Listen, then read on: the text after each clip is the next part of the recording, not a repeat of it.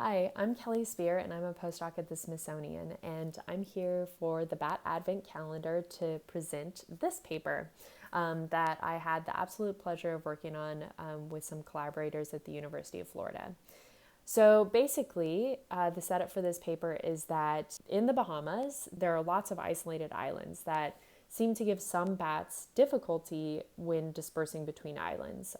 So a lot of bat species show strong genetic signatures of population differentiation. That means that in one island, bats have one genotype, and in another island, they have a different genotype because they're not dispersing and mating with each other, which would cause uniform genotypes between islands. The interesting caveat to that rule is that the buffy flower bat, which is a pollen and nectar feeding bat endemic to the Caribbean, doesn't seem to have the same difficulties dispersing between islands as other bats. And this is suspicious because the buffy flower bat is not known as an extremely good flyer. And even bats that are known as good flyers, like the Brazilian free-tailed bat, Tiderata brasiliensis, seems to have this signature of isolation between islands. So we wanted to try and look at fine scale dispersal using parasite population genetics. So parasites are a really useful tool because they have extremely fast generation times compared to their host. So in this paper, we used bat flies, which are obligate blood-feeding parasites of bats. In this system, they are host-specific, so that means one species of bat fly is only ever found on one species of bat, even in multi-bat species caves. Bat flies have faster generation times than their host bat, which means that they can accumulate signatures of connectivity or isolation more quickly than their bat host will.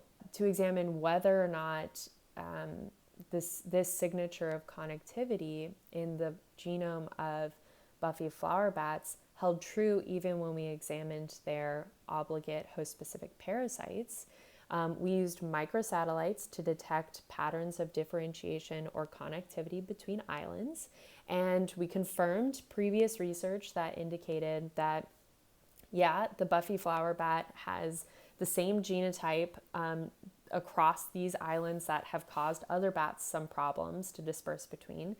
But interestingly, the genotypes of their bat flies are different.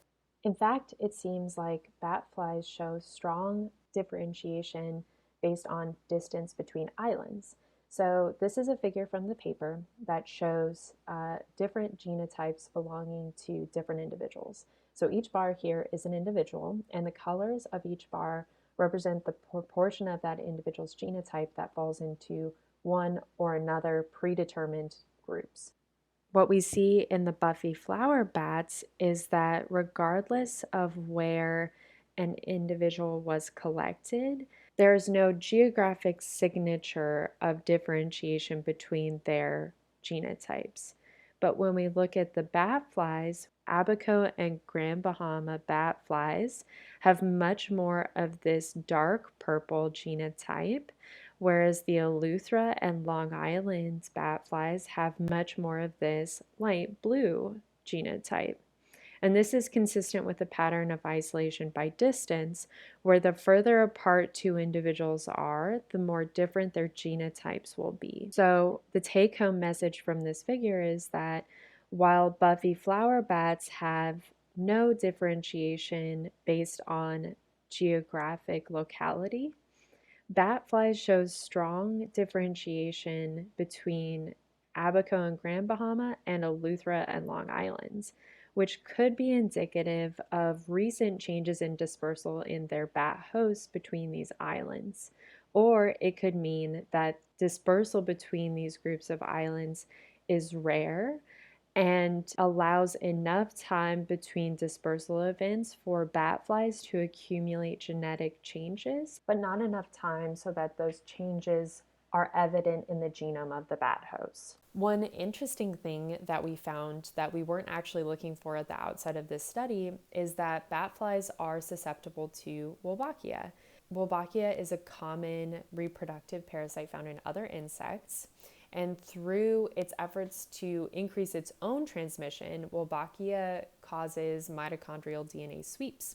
It can cause different populations of insects to have identical mitochondrial genomes. When we sequenced a mitochondrial gene across islands in these bat flies, we also found identical mitochondrial genes, which was surprising given the extreme structure that we saw in the nuclear microsatellites.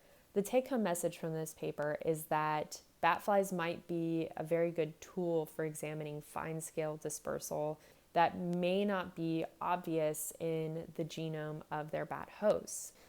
If you're going to use parasites to infer something about their hosts, it's extremely important that you choose a parasite that is host-specific and that you choose the correct genetic markers for your study.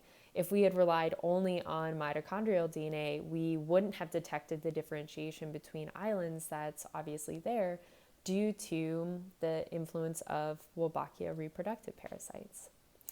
Thanks for joining me for this edition of the Bat Advent Calendar. I hope everyone has a happy, safe, festive holiday season.